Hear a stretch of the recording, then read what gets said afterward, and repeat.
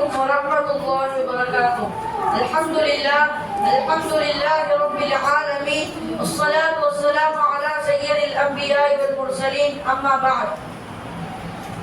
அல்லாஹ்வுடைய சாந்தியும் சமாதானமும் நம் அனைவர் மீதும் உண்டாகட்டுமாக.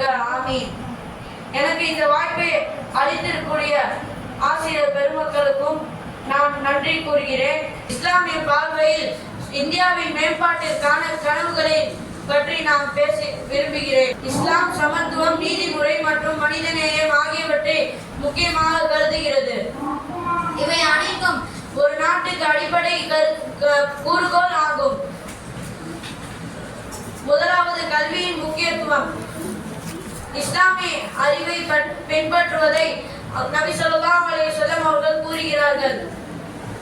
நீங்கள் கற்றுங்கள், பிறருக்கு கற்று பகிர்ந்து கொள்ளுங்கள். இது நமது இளைஞர்களுக்கான தரமான கல்வியை வழங்குவதற்காக வேண்டும் என்று நாம் உறுதி எடுக்க வேண்டும்.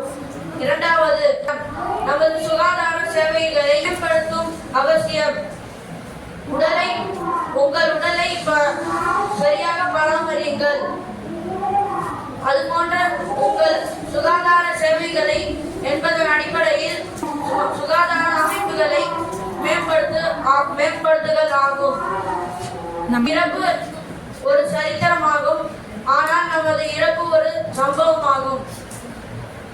ஜஸாக்குமுல்லாஹ் அஹ்ஸனல் ஜஸா.